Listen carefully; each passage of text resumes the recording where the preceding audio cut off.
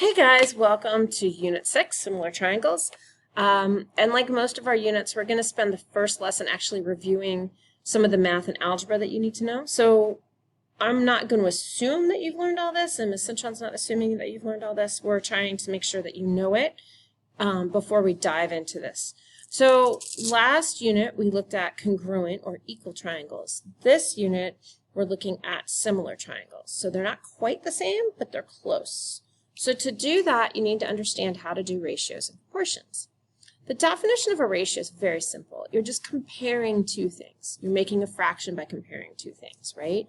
I have 2 cats and 10 fish. So that's 2 over 10, right? 2 cats to 10 fish. I'm just comparing two things. When I do compare two things in math, though, I have to realize there are 4 things that must happen. One of those things, I have to be comparing at least 2 things. That might sound stupid, but you can't compare just one thing. You can compare more than 2 things, but you can't compare just one thing to something. That doesn't make any sense. You can never have a 0 in the denominator at the bottom of the fraction. Kind of ties in with that first rule. Can't compare just one thing. You have to have the same units. You cannot compare inches to feet. You cannot compare centimeters to grams. It doesn't work. It doesn't make sense, and it's silly. Math is not silly. You have to reduce your fractions. So like I did the 2 cats and the 10 fish, I would have to reduce that to 1/5, and I can use Desmos to do that. I'm going to show you that on the next slide. So that's a ratio, comparing two things, and these things must be true, these 4 things. So the second part of this is the definition of a proportion. What is the difference between a ratio and a proportion? We use those words a lot together, but they're actually 2 different things. A ratio, you're comparing two things. It's one fraction. A proportion is when you're comparing 2 ratios. So you have 2 fractions equal to each other. Okay? You're comparing 2 ratios. And when you do this, you're going to use the cross product property, which is the same as cross multiply. Math is so fancy. We don't need to be fancy. So when you cross multiply, you say A times D is equal to B times C. So if this is my proportion right here, A over B is equal to C over D, it turns into this multiplication problem, right? This equation. And if that's true, guess what? The opposite is true. So it doesn't matter what I put on top and what I put on the bottom of my ratios, as long as I'm consistent. If A over B is equal to C over D, if I flip them both, it's exactly the same thing. B over A is the same as D over C. So first, like I said, we're going to simplify the ratios. So if I have 2/4, that's equal to 1/2. How did you get that, Miss Barnett? Well, I go to Desmos, and I would type in 2/4, and I click on the fraction bar, and I get 1/2. Easy peasy. So when I do that there, I get 1/2. 5/15 turns into 1/3. And I want you guys to take this one and put this into Desmos, the -2 over 8. Okay, so now let's look over here. Whoops, I made a mistake, but we'll leave it up. What's the ratio between these 2 triangles if triangle ABC is similar to triangle DEF? Well, they're not congruent, they're similar, right? They're not the same. You can tell they're not the same. The one's smaller than the other, right? So they're not identically the same. You can't say they're congruent. What I do is I take the smallest side on the small triangle, and I put that on top. And then I take the smallest side on the big triangle and I put that on the bottom. Then I take the middle side and the middle side. But the smallest triangle has to stay on top and the biggest triangle has to stay on the bottom. So I have the sides 6, 7, 10 on top, small, middle, big. And then I have 12, 14, 12, small, middle, big on the bottom. So the small triangle's on the top, big triangle's on the bottom. When I reduce each of those fractions in Desmos, I get 1/2. So now what I want you guys to do is I want you to do these 2 problems. I want you to try and set up this ratio on Edpuzzle.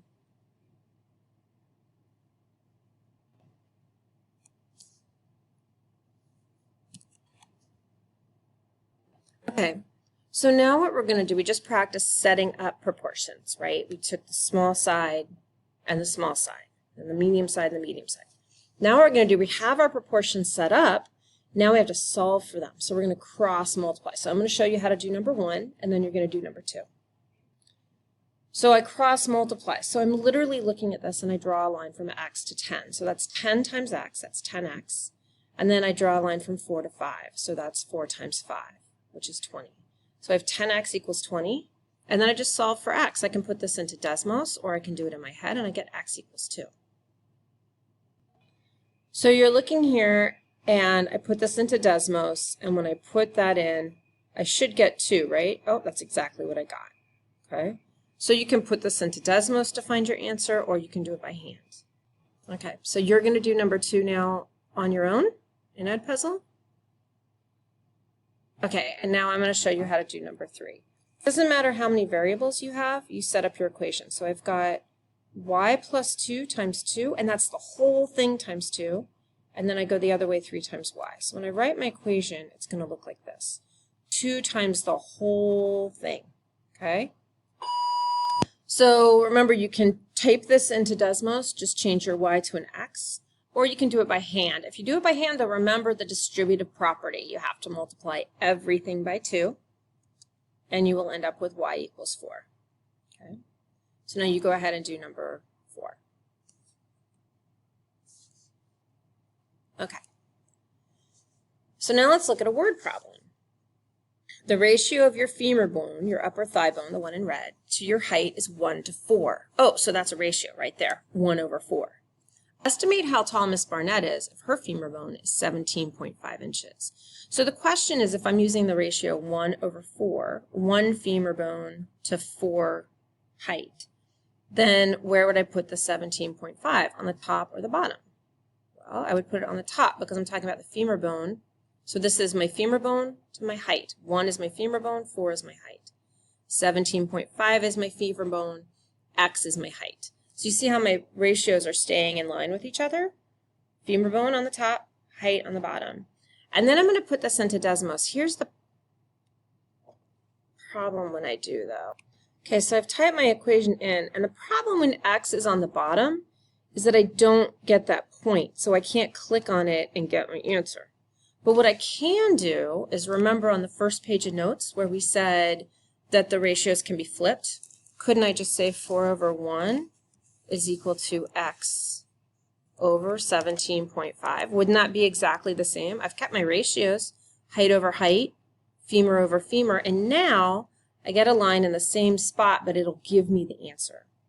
So I just take my fractions and I flip them, just like I told you on the first page. Reciprocals are the same. 1 over 4 equals 17.5 over x is exactly the same as 4 over 1 equals x over 17.5 because I kept my units in the same places. Instead of femur over height, I now have height over femur. Doesn't matter either way, it works. And I get 70. Okay? So now I want you guys to do this one. Okay? You have an official height to width ratio of American flags of 1 to 1.9. So the height is 1, then the width is 1.9. So now you need to figure it out with the U.S. Capitol flag. Where does the 6 go? What's my width? Do I need to flip it? Example 7. I actually fixed this so that you didn't have to convert your units. But I have 1 inch. A map has a scale of 1 inch to 30,000 inches, which is about half a mile. If the distance on the map between Saltcoats and Stevenson is 2 inches, how far apart are the towns in the real world? Well, I write my equation. I have 1 over 30,000 is equal to 2 over x. When I put that into Desmos, I'm going to flip it the other way, and I'm going to end up with x equals 6,000. Okay, or you could hand cross multiply. I want you guys to do number 8 on your own in Edpuzzle. Okay. Now, this is what we're going to be using this for. We need to use ratios and proportions to find missing sides. So I'm going to look at number 9. The ratio of the side CD to the side DE is 5 to 6. So they tell me the ratio. Now I need to find x. Well, let's set up my equation. CD to DE is 5 to 6. CD is x, DE is 12. So I'm going to put CD on the top. So 5 and x is on the top, and then DE is on the bottom. DE 6, DE 12. I cross multiply in Desmos. I type it in exactly the way I see it into Desmos. So I have 5 over 6 equals x over 12, and that gives me 10.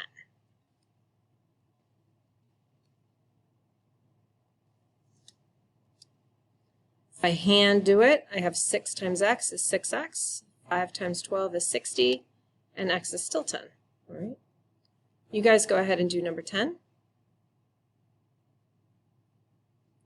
And now I'm going to look at number 11. Exactly the same thing. PQ, so I look at side PQ, to QR is 4 over 3. So I'm going to do the same thing. If PQ is 4, I put the 4 on the top, and I put the 12 on the bottom, because I'm talking about PQ. So my equation, PQ over QR, is equal to PQ over QR. I'm sorry. Yeah, that's right. If I cross multiply, I have to write it out like this. Or I can just put this into Desmos. Oh, but wait, the x is on the bottom again. So I'm going to flip it. Okay, the original is in black, but I can't see my answer when I'm looking at it that way. So I just flip both ratios. 4 over 3 becomes 3 over 4. 12 over x plus 3 becomes x plus 3 over 12. Oh, and now look, I have a ratio. It's giving me the exact same answer. It's the same graph. And my answer is now 6. Oh, okay.